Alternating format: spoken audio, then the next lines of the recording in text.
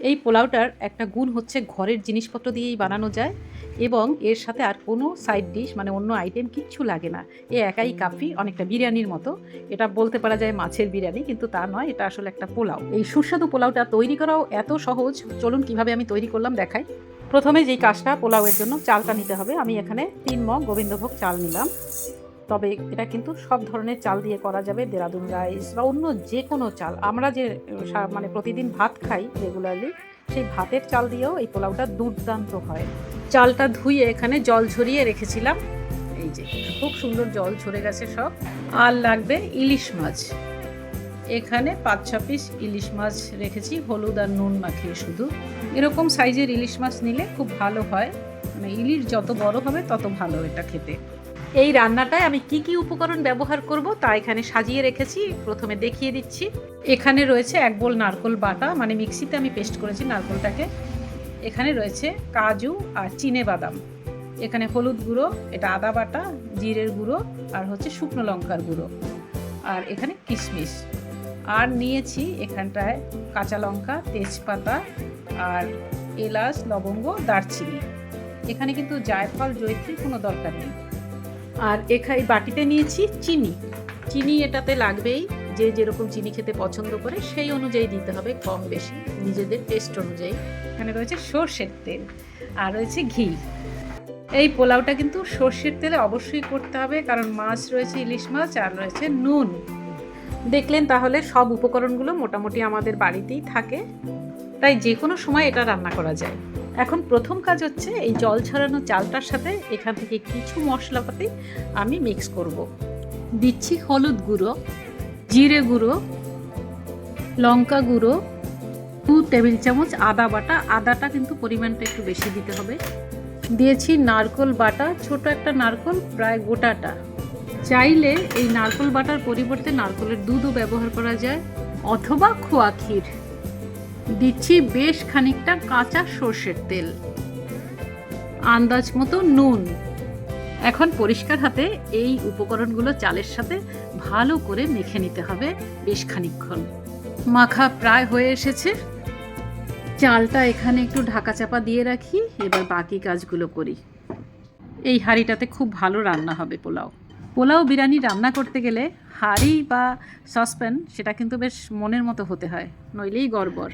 দিলাম সর্ষের তেল। তেলটা পেকে এলে অ্যাড করছি ঘি খানিকটা। তবে তেল ঘি এখন যতটা কম খাওয়া যায়। আগে লোকে পোলাও কোরমা করলে অনেক ঘি তেল দিত, এখন কিন্তু কম করে দেয়। এটাতে আমি প্রথমে বাদামটা ভেজে নিচ্ছি, চিনে বাদাম আর কাজু বাদাম দুটোই এখানে ভেজে নিচ্ছি। ওভেনের ফ্লেমটা কিন্তু একটু কমিয়ে দিলাম, বাদাম তো নইলে পুড়ে যেতে পারে। এই সময় কিন্তু খুব সতর্ক থাকতে হবে যাতে পুড়ে না যায়। আমি ভাজা হয়ে গেছে, তুলে নিচ্ছি। আর একটু সর্ষের তেল অ্যাড করে দিচ্ছি, সাথে আবার খানিকটা ঘি। ঘি গলে গেলে ভালো করে দিয়ে দিচ্ছি 5-6টা তেজপাতা, আর দিলাম গরম মশলা গোটা, এলাচ, দারচিনি, লবঙ্গ। এরপরে দিলাম সেই মেখে রাখা চালগুলো। ফ্লেমটাকে নিজের আন্দাজ মতো বাড়িয়ে কমিয়ে চালগুলো একটু ভেজে নিতে হবে 5-10 মিনিট, যাতে একটু আওয়াজ হয় কুড়মুড় করে। চালটা ভাজার সময় আমি কাঁচা লঙ্কাগুলো দিয়ে দিচ্ছি, তবে লেজের দিকটা একটু ছিঁড়ে ছিঁড়ে দিয়েছি যাতে খুব ভালো সুগন্ধ বের হয়। চালটা হয়ে এসেছে। এবারে আমি যেই মগে করে চাল মেপেছি 3 মগ, সেটারই আমি ডাবল জল দেব, মানে 6 মগ জল দেব। যেটাতে চাল মাখা ছিল সেটা করেই জলটা দিলাম, তাতে মশলাগুলো ধুয়ে গেল। গোবিন্দভোগ চাল বলে আমি এখানে মগ মেপে ডাবল জল দিলাম। আর যদি সেদ্ধ চাল হতো তাহলে আমাদের আঙুলের যে কট থাকে সেটা মেপে দিতে হতো 3 কর অবধি। অবশ্যই আঙুলের মাথা এরকম চালের মধ্যে ডুবিয়ে মেপে নিতে হবে।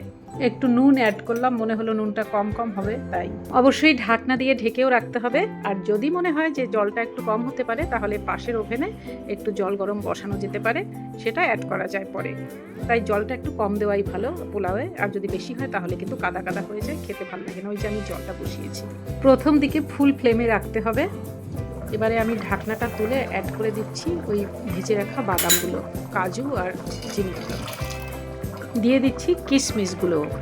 এখন ফ্লেমটাকে কিছুটা কমিয়ে দিয়ে আবার ঢাকনা চাপা দিলাম। এভাবে চালটা ফুটতে থাকলে যখন মনে হবে চালটা 60% হয়ে এসেছে, সেদ্ধ হয়ে গেছে, তখন কিন্তু অ্যাড করতে হবে মাছগুলো। ইলিশ মাছ দিয়ে করছি তো, তাই মাছগুলো আগে থেকে ভাজিনি। আর ভেজে না নেওয়ার ফলে মাছগুলো কিন্তু খেতে ভালো হবে, খুব সফট হবে।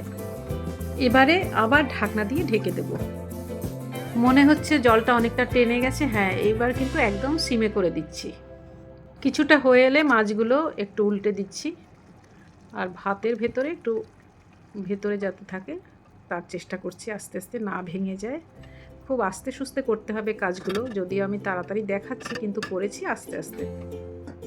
অনেকটা হয়ে এসেছে, এই সময় আমি চিনিটা দিয়ে দেবো, যতটা চিনি লাগবে। চিনি শুরুতে দিলে চাল সেদ্ধ হতে দেরি লাগে, তাই আমি পরের দিকে দিয়ে দিই। এটা গলে যাবে, একদম তলা অবধি চলে যাবে। আবার একটু ঢেকে দিচ্ছি। ইলিশ পোলাওটা প্রায় হয়ে এসেছে। এখন এই সময় আমি দিয়ে দেবো একটু গরম মশলার গুঁড়ো আর একটু গাওয়া ঘি। ঘি বেশি দিলে খেতে ভালো হয়, কিন্তু শরীরটাও তো দেখতে হবে। হালকা করে একটু ঢেকে দিলাম। ইলিশ পোলাও কিন্তু রেডি একেবারে। আমি ঢাকনা খুলে ফেলছি আর ঢেলে ফেলছি। Ready to serve. যদি রেসিপিটি ভালো লাগে, লাইক, কমেন্ট আর শেয়ার করার অনুরোধ রইল। আপনারা সবাই ভালো থাকুন।